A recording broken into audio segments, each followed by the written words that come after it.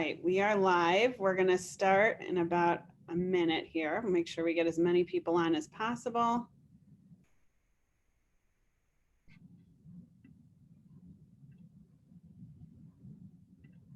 There we go.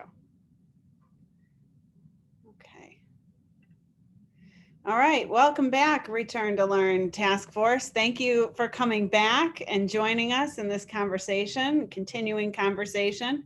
I am actually going to jump right into our agenda because we have a lot to do and a lot to talk about today. So I am going to share my screen. Oh, Shelley, can you have me be able to share my screen?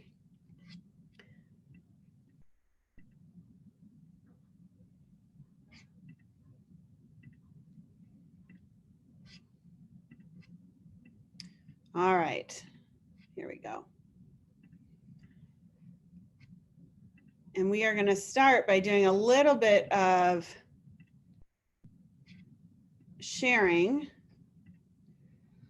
Can everyone see my screen right now? Good. Okay, we're going to start by briefly kind of going through what we noticed about the parent survey responses, any trends that you noticed, and I'll give kind of an update on the quantitative part of the data. And then we will jump right into what we're considering our first draft of a return to learn plan with some key elements that we think will be really impactful for staff, students, and families.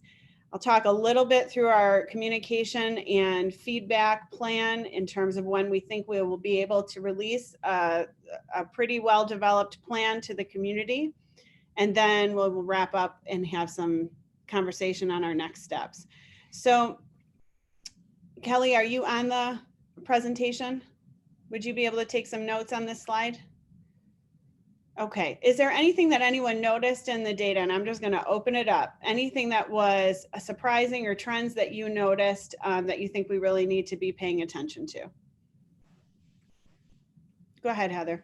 I noticed a big trend was parents were not happy with the way we did remote learning. That was just clear across all 5 pages of comments.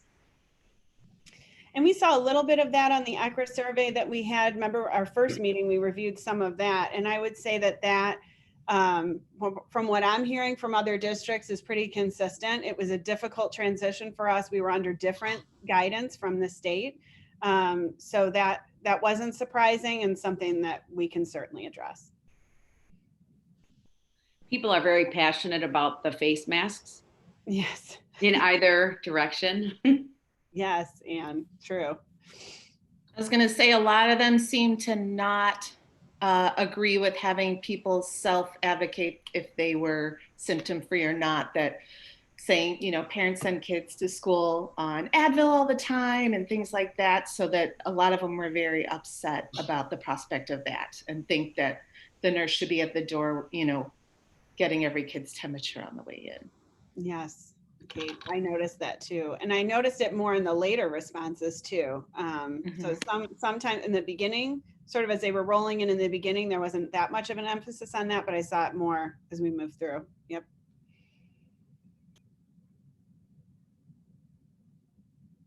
What else? Broadly, I would say people are pretty divided. It seemed like from the comments, it seemed like there was sort of like maybe 20% of people were in the middle and then 40% on either side. Yeah, I think so, Tim. Mm-hmm. Social distancing was another hot topic that I noticed, and that fits along with that they were either on one side or the other. There really wasn't much of a middle ground. Yes. Thanks, Christy.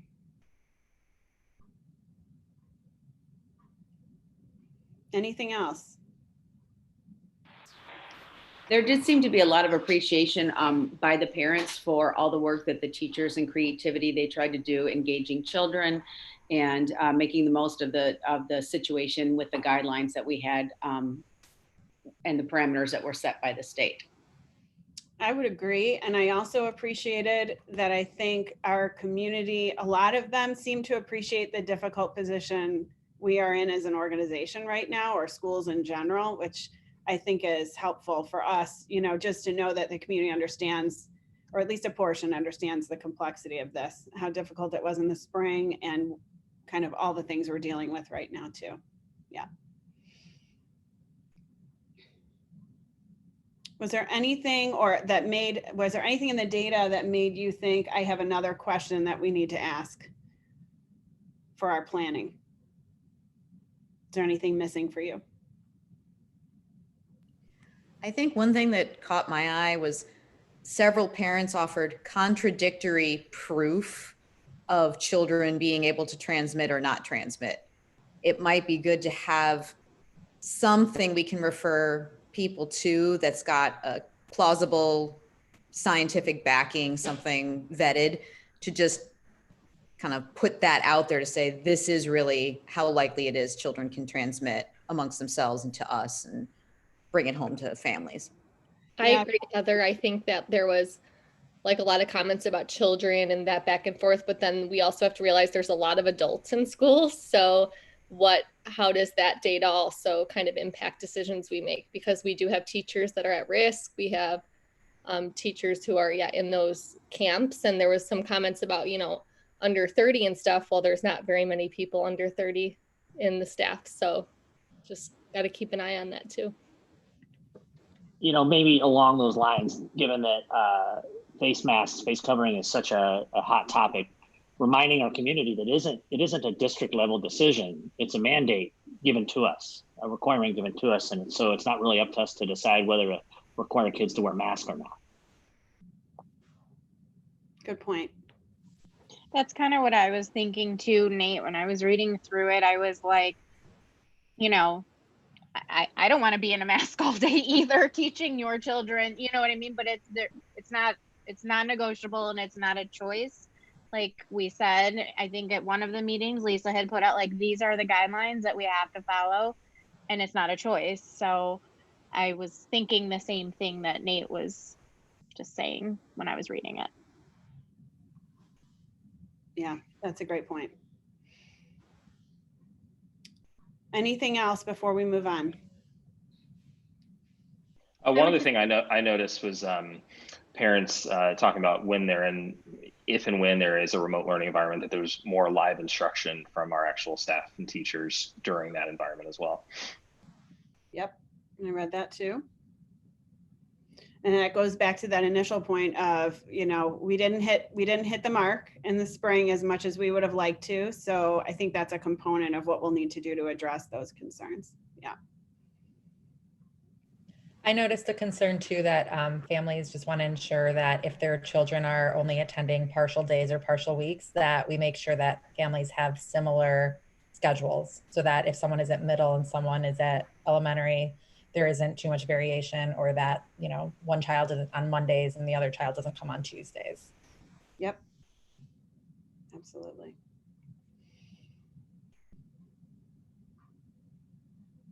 Okay. Those are great observations, all things that I think I saw in the data as well. Quantitatively, this is where we ended up, with the majority, not by much, but the majority of our folks saying they'd like to send their children back, and about 35 to 40% either not sure or not ready to send back. And I think that a lot of that just depends on the information that we're able to put out, will affect that 35%. We have a good portion of our community that can provide their own transportation, which is helpful for us as we look at physical distancing on buses and how we may be able to get students safely into school. From the families who are indicating that they would like to have remote learning, the majority are saying until phase 5. So the group that wants remote learning, they're really they want to be in it until Illinois decides that we're in a good spot. And again, with phase 5, we're looking at some kind of a vaccination or very effective treatment. So that may be a while. And then for our own information, in terms of supporting our parents, definitely feeling like the online learning systems, we need a little bit more support with that, and the device. So that tech piece for sure, but social emotional came in right underneath it. So making sure that kids feel connected to their friends, to their teachers, and then childcare directly below that. It was good to see that we're on internet and the food service has been going well. So Okay, so we're going to dive into our what our planning has looked like, and I do think it's important that, you know, with any kind of future planning, we have to make some assumptions as we're doing our planning, because you can't plan for all the eventualities. So we're kind of using the data that we know and making some assumptions. So we are assuming at this point with this plan that 20 to 25% of our students and staff will need to be or will choose to be out of school in a remote environment for whatever reason, that they are asked to be quarantined because of sickness or exposure, or that they're choosing to be in that situation because of a health condition for themselves or a family member or somebody that they're taking care of. We are also assuming that people will be getting sick. I mean, we see that happening across the country as we start to open up. I think it would be not in our best interest to think that this is going to get better before it gets worse, or at least stays the same until we're in phase 5. So for that, we're talking about screening measures, limiting interactions limiting interactions between people as much as possible, limiting travel within the school, and then because we will have to do contact tracing. As people get sick, as we get those positive cases in, we're going to have to be able to see who has been in close contact and be able to inform those folks and have people quarantine when necessary. I think it's safe to assume that the guidance that we receive from the state and from other organizations will continue to be changing, and in many cases will continue to be contradictory. We do have competing sets of guidance. We have that. We know there's a political nature to this discussion. We know that economics are impacted. We know that health is in there too, and that people have varying levels of confidence in the health information that we have right now. So we know it will change. We have to be flexible. We have to read it and do the best that we can for our community. I think it's safe to assume the opinions of our community will continue to be varied. Just like you talked about, there is not one overriding philosophy to how to handle this, or even how people are handling it in the community. One thing that I read was that people are getting nervous as they see how people are handling it individually within their own families. And that's making them nervous to come back to school because they may not be, families aren't handling it the same. I will tell you, there will be times this year when we will need to pivot quickly based on whatever is happening in the community in terms of the illness. We will communicate as early and as often as possible and as often as is helpful. I think one thing that we've learned is there's a balance with communication. Sometimes too much, a lot of communication is too much for people to take in. Obviously, there's also the situation where we don't communicate enough. So we'll be trying to strike the right balance. And I think it's safe to assume that at some point we will need to be in remote learning as a district if Illinois goes back to phase 3, which there's a likelihood that we will be there. And I think that with our planning, we have to go with some generally accepted notions about the virus and transmission right now. And from the research that I've done and from the guidance that I've been following, these are some of the things that we know for sure. It's an airborne illness. Masks do help. We know that transmission lessens if people are outside and well-ventilated areas. It can be transmitted even when we don't see symptoms or anyone or somebody doesn't, feel symptoms. Children seem less likely to transmit. However, they do contract. And as somebody was talking about, our schools are not just children. We have staff that are supporting our children as well. It is highly transmissible between adults. And as we know, it is a virus that is mutating on probably a biweekly basis. So as we're making our decisions and drafting our plans, just want to put out there that these are our guiding principles. First and foremost, as always in schools, student and staff safety and well-being is the top of the list of priorities. Social, emotional health and wellness of students and staff is right in there as well. Academic achievement and growth, obviously, as that is our obligation as an organization. It's the whole reason we exist. And then if we can, to support our community through this difficult time. So we have been trying to create a plan that addresses all of the above. It's an evolving plan, and we're trying to meet everyone's needs. So first and foremost, what is the year going to look like? So we are proposing some calendar adjustments that will go through our district calendar committee on Monday of next week. So at our next task force committee, I'll be able to give you some more information. But essentially, what we're looking at is some additional institute time at the beginning of the year for our teachers to be able to get back to school and plan and connect about how we are going to be running both in-person and remote instruction if we can. And then we would be trying to bank our remote learning planning days as much as possible. Remote learning planning days were given to us by the State Board of Education. We have 5. And they can be taken on a flexible basis as needed. And so as we know, in the spring, when we quickly shifted to out of school instruction, it is helpful to have a buffer so that you can pack up your things, get yourself ready for transitioning entirely to remote instruction, or in the event that we move from phase 3 to phase 4, or phase 4 to phase 5, which would be wonderful, that we would have the time to be able to plan and kind of get our bearings before we're back interacting with students. Daily schedules. We are looking at the potential of a shortened in-person day for students. That would be the same length of day for teachers, but a shortened day for students potentially. It would look like a late start for our students every day, and that would probably take away the early release for every grade except for pre-K and early childhood. We would continue to have that time for them to do their screenings.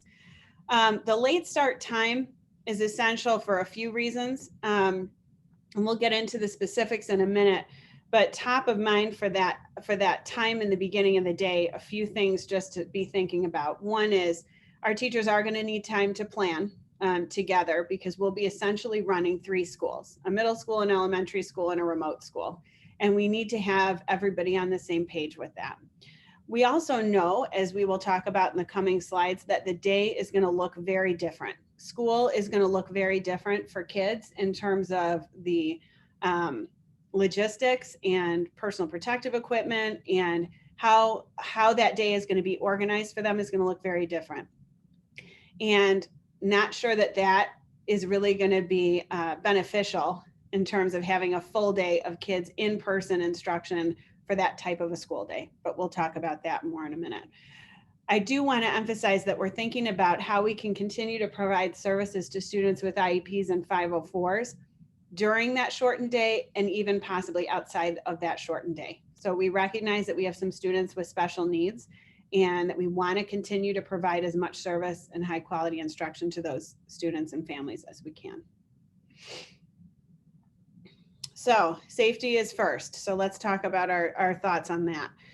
The idea right now is to try to layer in safety and protocols that would keep everyone safe.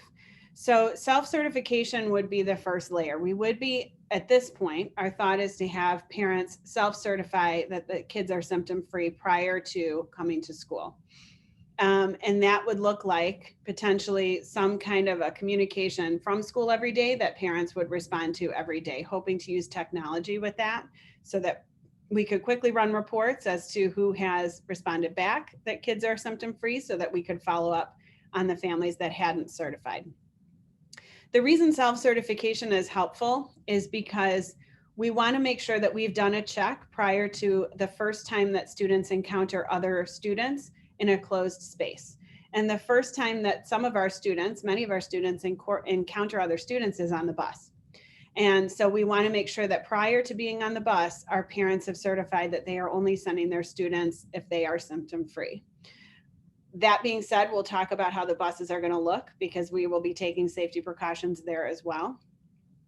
But once kids get to school, there's potentially maybe another layer of protection that we're thinking about, which might look like us also taking temperatures at school. We're not sure about that layer yet.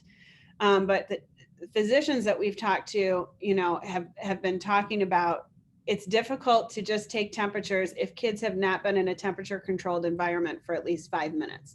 So let's say we were going to take temperatures before a student got on the bus, and they had been standing out in 40-degree, 30-degree weather, or they've been standing out in 80-degree or 90-degree weather. We're not going to get an accurate reading at that point. Same if the students are waiting outside of the building. So if we were going to take temperatures and certify in school, it would have to be once the students were with us for a short period of time. The other part of self-certification that's important for us to remember is, let's say we do have students that we screen, take their temperature prior to getting on the bus. If a student presents with some kind of symptom, or looking at like they're above that fever protocol, we could potentially be facing an issue where the student, let's say a 6 or 7-year-old, might be sent home to nobody else in the house. And we can't do that. You know, we need to make sure that if a parent has the student out at the bus stop, that we are then taking that student and taking care of them until we know that parents can come and, you know, take them back home if they need to. So again, our first layer is going to be relying on parents to self-certify. We know there are issues with that, and we'll have to work through some of those issues. But first and foremost, we want to make sure that students are physically safe once parents start the process of getting them to school. And then obviously layer 3 is if a student either is self-certified, yes, has no symptoms, comes to school, starts presenting symptoms, or if we take a temperature and they have a temperature or a fever that's above that threshold, then we would be doing double checks as the third layer. And that would be through our nursing staff. And so we are looking to provide some extra support for our nursing staff, because we know even in a normal year, in a normal flu season, that nurse's office gets busy. And we are anticipating that there will be a lot more work for our nurses this year to be double checking and communicating with families. Once a student is presenting with symptoms that are either related to COVID or could be related to another illness, we're looking for areas in the school where we can isolate them. Because obviously, just because a student has a cough or a fever or is complaining of something, that does not mean that they are positive for COVID. They could be positive for another illness or another virus, or it could just be allergies or something else. The bottom line with this virus is there's a lot of symptoms that cross over with other illnesses. And we would need to find a space for that student to stay and be supervised until parents could come and pick them up. And then we would have to communicate with families in terms of what the family would need to do to certify that the student is okay to come to school, and have that be sort of an entrance ticket back into school. This is still a very debated topic among school districts. How do we safely screen students and provide surveillance in the building to keep everyone as safe as possible? And I can't reiterate enough, this is sort of a perfect virus in the sense that it does transmit even if we're not able to catch symptoms. So we move on to the next layer after screening. Actually, I'm going to go to logistics and then we'll go back to transportation, which is once the students are in the school, there are safety precautions that are going to take place. Because regardless of whether or not they have symptoms or not, there is potential for transmission. We know that. So masks are required. They're required inside the building. The exception would be at lunch when the student is eating, or if the students are outside and spaced appropriately, for anywhere from 4 to 6 feet apart. We have ordered clear plastic desk shields. They look like study carrels. So they're like 3-sided science like science fair boards, but they're clear and they're plastic and kids can see through them, but they're dividers that can be placed on tables or desks where the student can be behind that divider, and there can be another extra level of kind of protection. Number one, if the student needs to take a little bit of a mask break and kind of flip it up for a second and breathe, there's another layer of protection there between them and anyone else. And it would also be something that they could take with them to lunch, where they're not going to be able to wear their masks. Obviously, increased sanitation, hand sanitizer for all staff and students. We will still be encouraging hand washing, as we know that's better than just using hand sanitizer.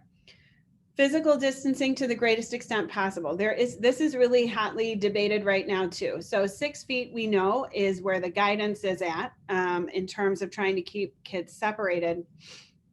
We also know that there have been some publications, notably by the American Academy of Pediatrics, that's saying there's a negligible difference between 3 and 6 feet.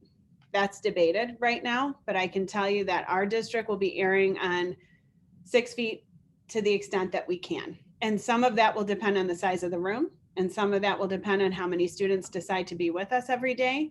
But that is the goal. We will say that during lunch, 6 feet will have to be the norm because there won't be those masks.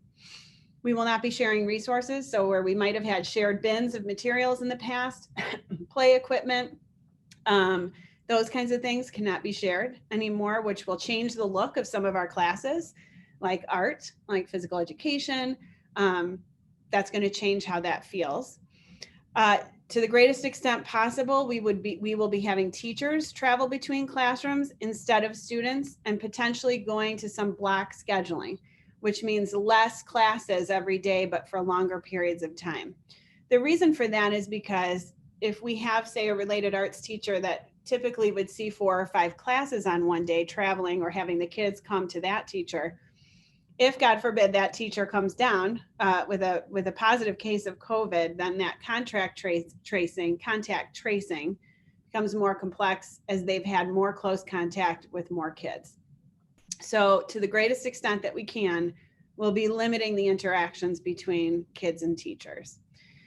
Some classrooms will need to be repurposed so that we can offer more space for things like lunch, because we need to have kids at a greater distance. We are investigating outdoor spaces because we know that band and choir cannot happen inside. And so if we can, we would like to utilize outdoor space to the degree that we can. And those courses then may go remote in the winter so that we can continue to have kids practice. I'm a band mom. I know right now that my sophomore is dreading going back to school without an opportunity to play the trombone. So I think we have to recognize that for some kids, fine arts, physical education, those are main drivers and motivators to getting them to school and participating in the entire day. So we are working on that. There will be restrictions in terms of lockers and cubbies, kids going to them, maybe staggering the amount of kids that are going, but also limiting the amount of time per day that they are able to access those spaces. And limitations, or possibly none, in terms of extra people like volunteers coming into the building, field trips out of the building, and extracurriculars. Again, to try to limit the amount of interactions that we have happening in the school to essential instruction. Going back to the bus, since we do have a community that can provide transportation, we would like to be asking parents to drive their children to school as much as possible so that we can lessen the amount of kids on the bus. We know that we can have 50 kids on a bus, but we know we only have 24 seats. And if we want to be safe and have as much distance between kids as possible, we need to try to limit as many kids on the bus as we can. That means we'll have to look at our traffic patterns, and we've already been talking about that, or potentially assigning a few different drop-off times for families. And again, we heard families want to stay on that same schedule, so it would have to be a drop-off time by family. Looking at ways we can sanitize the bus in between shifts. As you know, we share our buses between not only our schools, but other districts, and masks will be required at all times. Lunch, physical distancing. This will probably be the greatest enforced time for physical distancing will be at lunch, because kids will be able to take their masks off. We are moving to all individually and prepackaged meals, so there's no kind of opportunity for kids to go to one place to get food. And students will probably be separated and divided into additional classrooms or spaces. So the days of kind of the whole grade, or one big group coming together in one big space for lunch, are not going to be happening for a while. That may make lunch times a little bit shorter, so that we can have more smaller groups of kids heading to a few different places for lunch at once. All right, so that kind of ends the logistical part of it. I'm looking at our time, we're at 1:30, so I want to give a little bit of time for questions or discussion. I have a question in regards to a couple of things. The early dismissal or the late start. I feel like as a parent that might have changed some of my survey answers. So I don't know if that's something that we need to communicate earlier to everybody, or just like a heads up that it's possible, because I would change my bus situation because of it. And then the layer 1 check-in, is there any way that it could be like not every single day that we have to check in all of our kids to say they're healthy, and it could be like opposite, that if they're not, then you respond with the symptoms. And then my two-folded question with that would be, what if one of my kids has symptoms but the others do not? What if one of them coughs at school because of allergies or of a cold? How quickly are we pulling them out of the classroom and sending them home? And then is that based on only if they get a COVID test and or a flu test, do they get to come back? Those are great questions. So first of all, I think you're 100% right. The late start will probably change some of that bus information. And again, and we'll talk about how we're getting feedback on this, but the last couple of days we've been talking to teacher groups. You know, today's our opportunity to kind of present it out, get some more feedback from parents and things as soon as we can. If that's the way we go, that will have to come out along with transportation. You know, how does that change what you can do? I would imagine that also might change somebody's answers on whether or not they would go remote or be in school as well.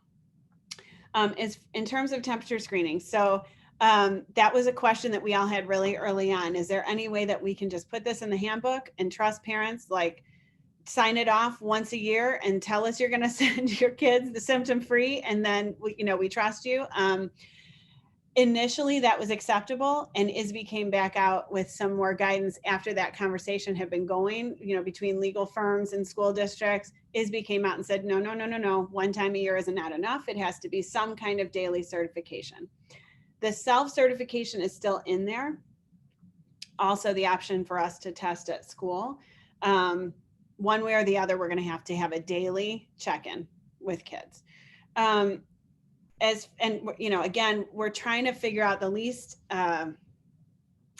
burden that we can have on folks to do this.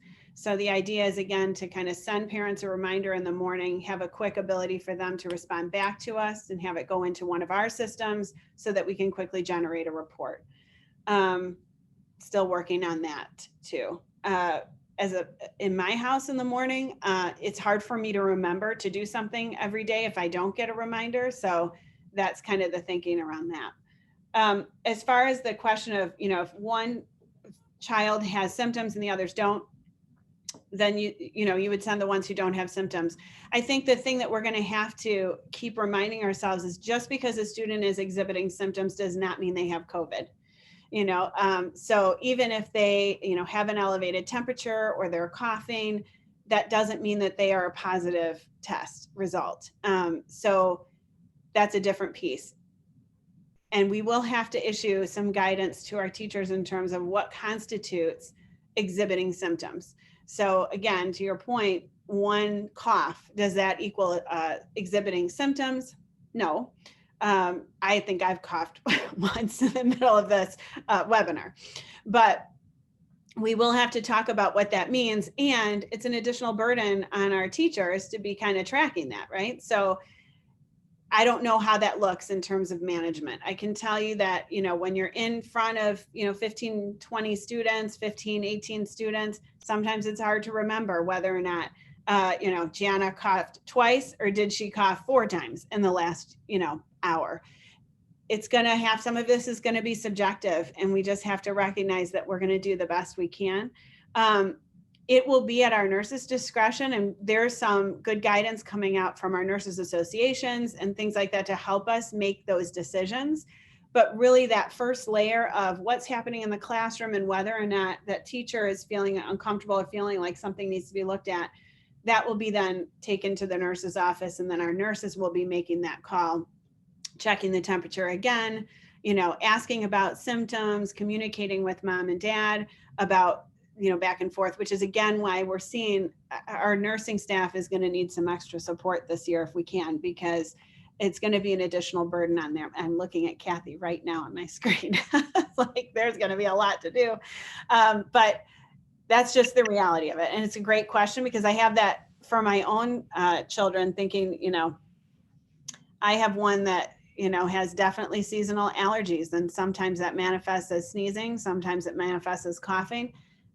Sometimes it's hard to tell. And, the nature of this virus is there's a lot of symptoms, because it's not, what we're finding is that this isn't just a respiratory illness. It affects a lot of different systems in the body. So there's a lot of different and non-traditional symptoms for a respiratory virus. At least that's what we thought it was. And I think it's also important to remind parents that even the nursing staff, we can't diagnose. Right. That's not part of our job. That's not part of our licensure. We can give the best advice and based on what we see and send them to somewhere else, like a doctor that can diagnose, but that's not in our realm of practice. So I think it's important also to remind parents that even though we are licensed for taking care of health issues, there's a lot of restrictions we have as nurses, including diagnosing, whether it be allergies, whether it be the common cold or the flu, because flu season's coming up, and definitely COVID. So, and then with the self-certification, I can tell you, I've picked up some shifts in the hospital, and every single shift they make every single employee or anybody that comes in there do a self-certification. So I know hospitals are still doing it, and I believe they will be doing it for quite a while. Yeah, I spoke the year. Yep, I spoke with a physician who works at Northwestern. He lives in the community yesterday, and he was emphasizing the exact same thing, Kelly, just that idea of bringing it to somebody's attention, having them check in. They're still doing, the temperature screens and things like that. So that self-certification is a big part of it. And, thinking about what exposure you've had and what symptoms you have. It's also a great point that we are not going to be diagnosing. We can only do what we can to identify symptoms and have people then check in with their own physicians to figure out the next course of action. Thank you.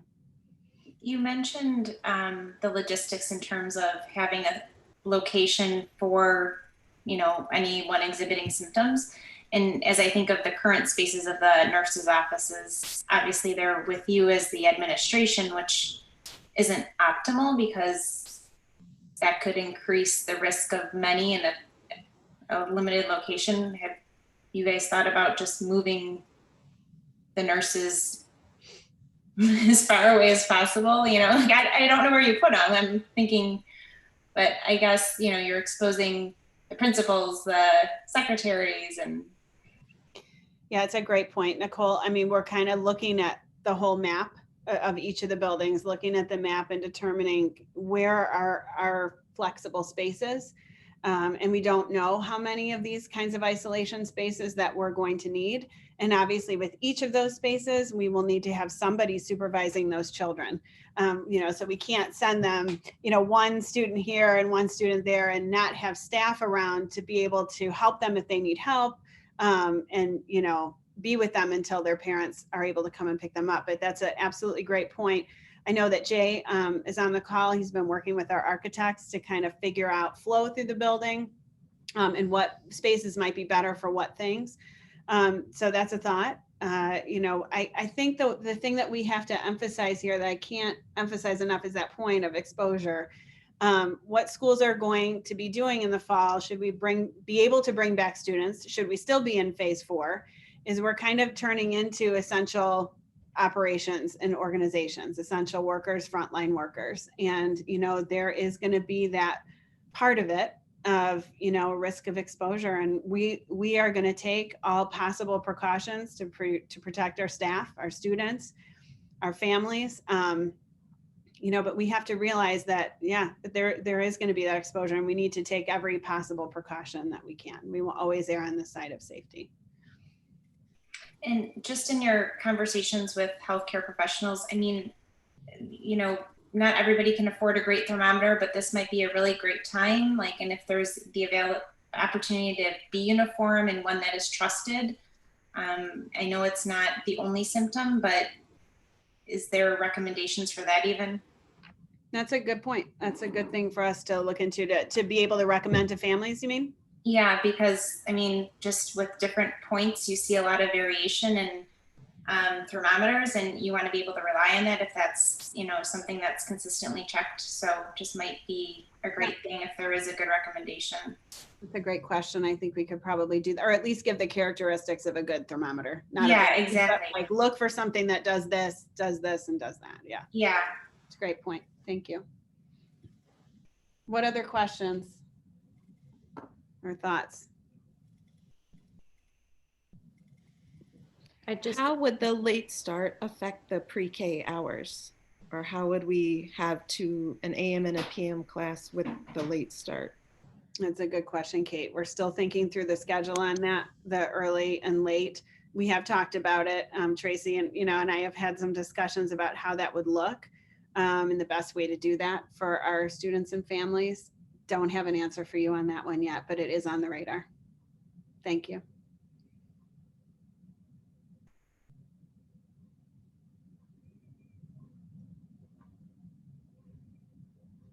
What other questions?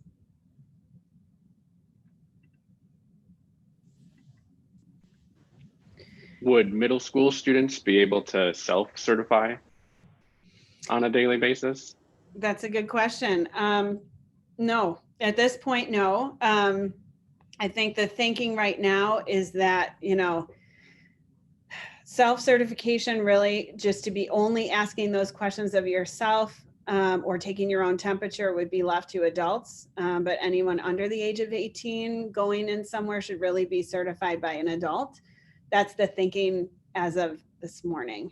And I really say it that way because the thinking changes and the guidance changes every day. But right now, although we can ask the kids the questions once they're with us, we would really like the parents to be doing the certification for the kids or the caregiver, whoever that happens to be. Thank you. I was just wondering about how bathroom breaks would happen. I know that I've heard a lot of other districts, people that I used to work with talking about like class bathroom breaks and how that looks. And like, I just worry about the loss of instructional time, because if we're taking the risk to come to school and then spending a lot of time standing in line to go to the bathroom, I think that's something to consider. That's a great question. Bathrooms are going to have to be addressed. Much of the thinking is one person at a time, that we wouldn't be taking classes for a whole bathroom break, but instead we would be having kids go as needed. Obviously with the younger kiddos, that's not as easy. It's not as easy as, it sounds. But we would obviously need extra supervision and support for the bathrooms to make sure that the kids are adhering to whatever guidelines that we need to have in place and washing their hands. In my own house, I have to smell hands when they come out to make sure that they're actually washed. So I get it. Yep. There's a lot we will have to be looking for.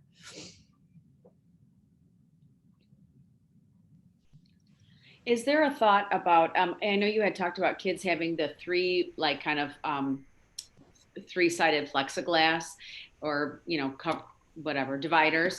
Is there also going to be maybe like a stand-up desk for teachers and then they would have like a divider between them and the kids, or, like the use of maybe face shields for like foreign language or chorus where they need to see like what the shape of the mouth is and using an apparatus like that? It's a great question, Anne. Jay and I were walking through the buildings with Michelle Grady earlier this week and just kind of looking at the setups and the furniture and things like that. One thing we did talk about was teacher desks, not only in the sense of,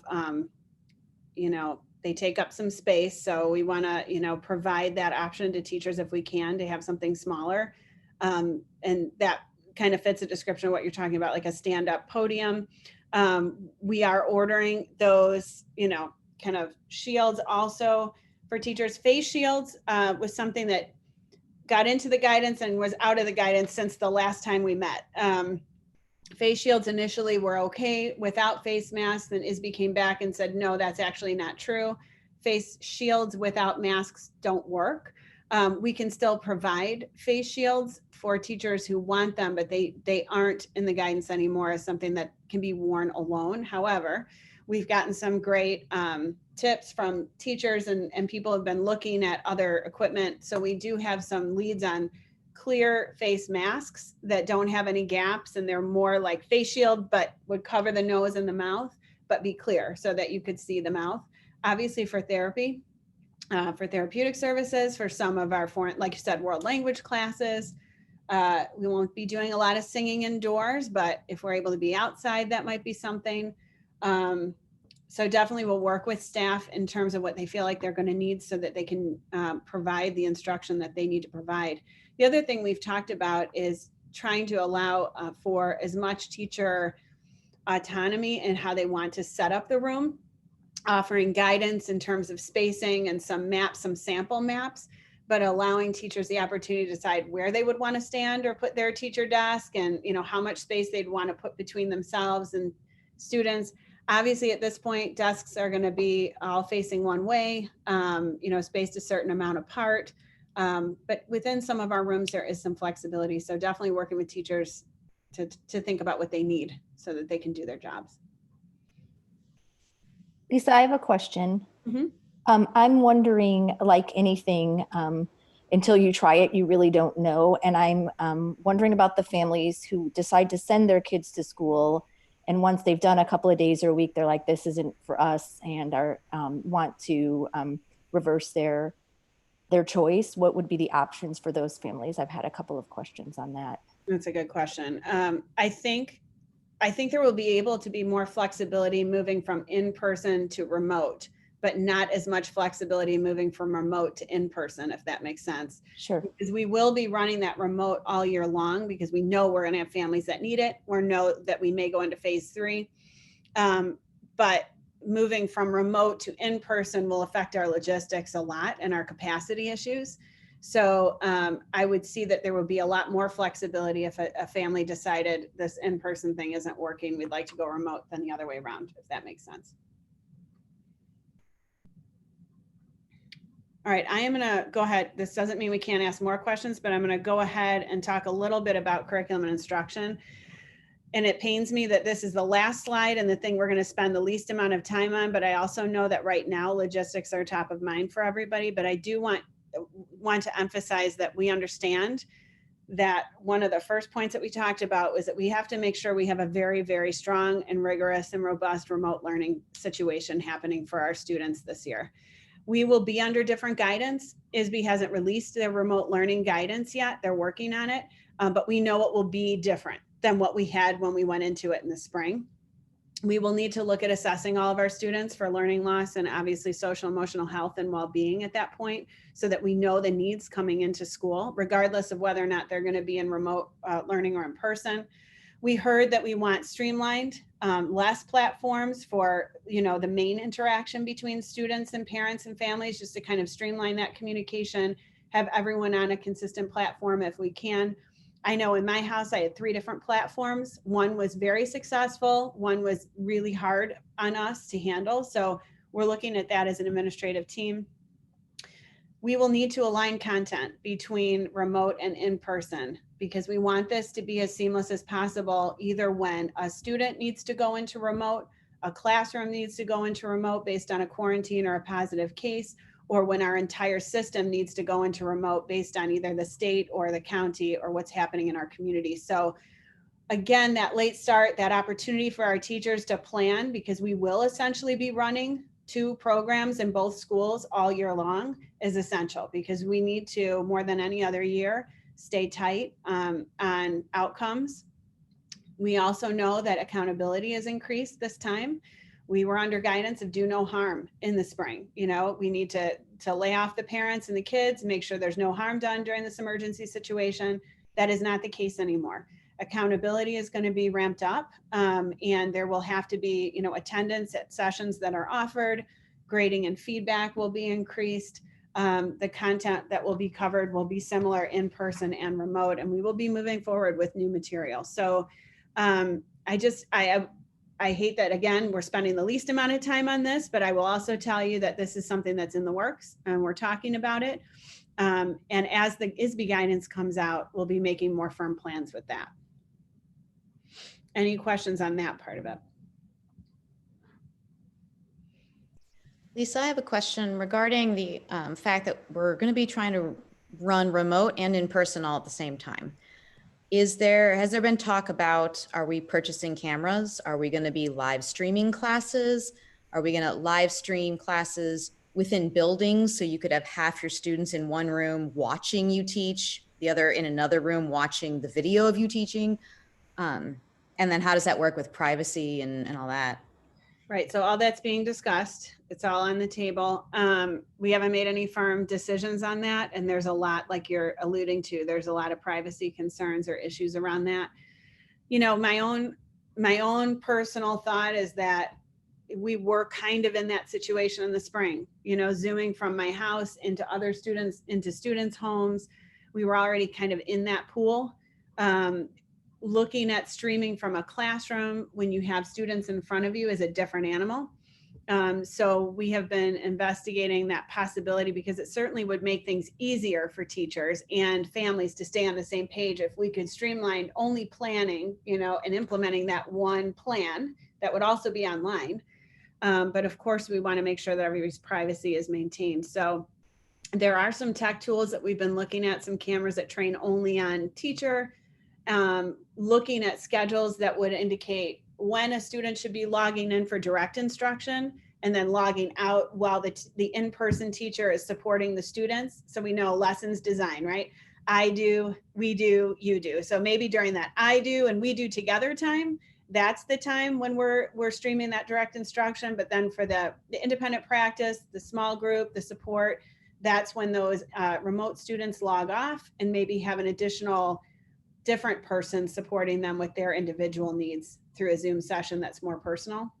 I mean, some of the lessons I think that we learned in the spring with large group remote sessions, those are difficult.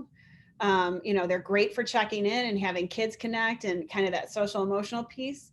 But once you get past a certain amount, it's hard for everyone to engage, right? So there will probably be, when we look at schedules, a balance of both of those things. For whether a student is remote all the time while we're running in person or when the entire system or classroom has to go to remote. There's going to have to be a balance of that large group and small, just like in school. You know, we know it's hard sometimes when we're doing whole group instruction in school for everybody to engage. It's the same when we're online. Does that answer your question, Heather? Great, thank you. Just monitoring our time. A couple more minutes for questions before we wrap up. I just wanted to ask one more thing regarding childcare in terms of like teachers and all of that. We're like just thinking about my personal situation. I know if we're doing a late start, I'm not going to have anybody watching my kids and I have to be in school. So how is that? It's going to be hard. And I know a lot of other people are going to be in that same situation. I was just wondering about the conversation around that. Yep. So there is conversation around it. I don't have an answer yet, but we are talking to the Park District next week. They don't have a permanent director yet. They're kind of working on interim administration now as well. But they have prepared to have that conversation with us for parents and potentially staff if we can. So we're going to meet with them, kind of present our plan and see how we can work together to do that for families. I'm in the same boat. You know, when my 15-year-old goes back to school, I'm there with a 10 and 8-year-old that needs support. So I totally get it. And it's on the radar. Thank you. Mm-hmm. Okay, so I recognize now that my last slide doesn't have everything on it that I wanted it to because I forgot to add this slide. But basically, this one is about our timeline. So this is sort of the last of the feedback sessions on our first draft.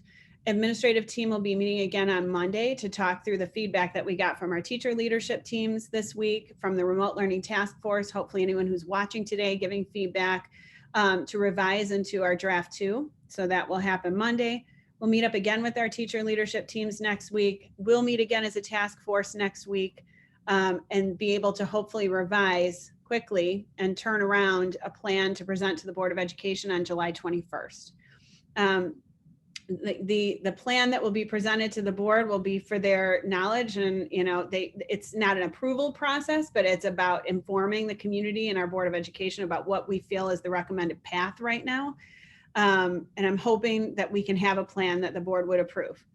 And then at that point, we will be working to develop a communication for process for our staff and faculty, probably some faculty meetings that week of the 21st, which obviously would be optional. We know everybody's still on vacation, but want to offer an opportunity for staff to hear it and discuss their questions.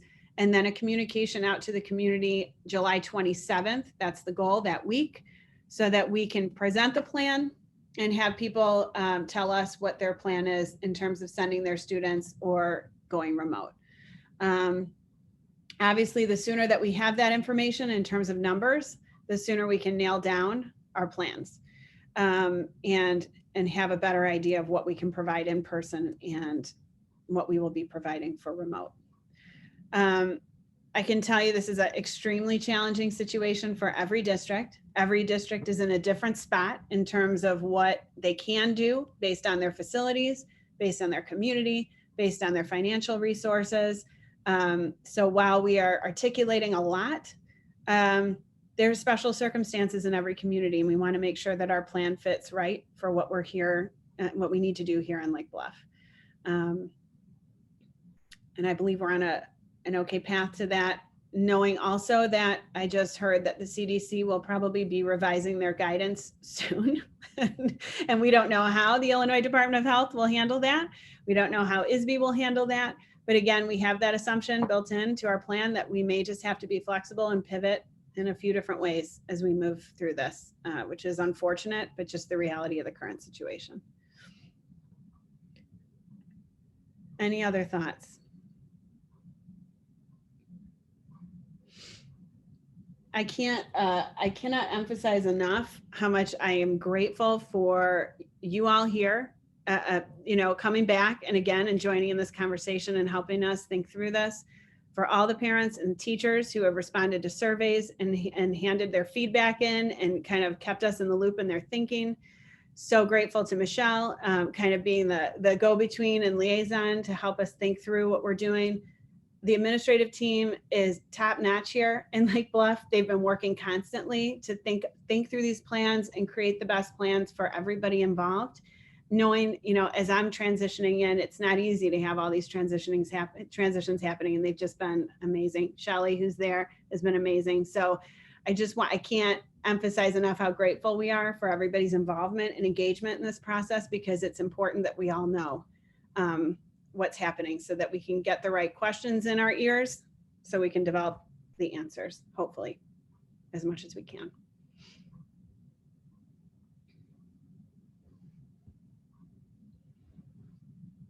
And unless there's anything else, I would just encourage you, I sent that little video out yesterday, encourage people to watch, to stay engaged on the website, to give their feedback. As you have conversations with folks, encourage them to come directly to us if they have questions or concerns, or if they don't feel comfortable, please bring that information to whoever you feel comfortable with. We will work through this collaboratively together. That's the goal.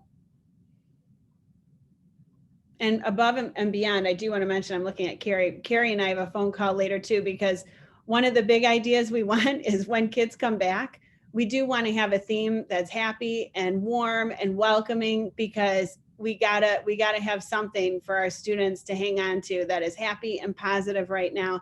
And that will carry over into remote learning too. So on that social emotional side, it's not just dealing with the trauma, but also trying to put out this positive message, a connected message. This community is working on your behalf together. So we're working through those plans too. And Carrie and I haven't had a chance to talk, but I think we'll come up with some good plans with the support of the PTO. I already know they're going to be a great resource for us, as they have been in the past. So thank you to all of you. It is 1:58. I'm giving you 2 minutes back in your day, but please reach out if you have any other questions or concerns. Thank you. Thanks so much, everyone. Thank you. We'll see you next week. Thank you.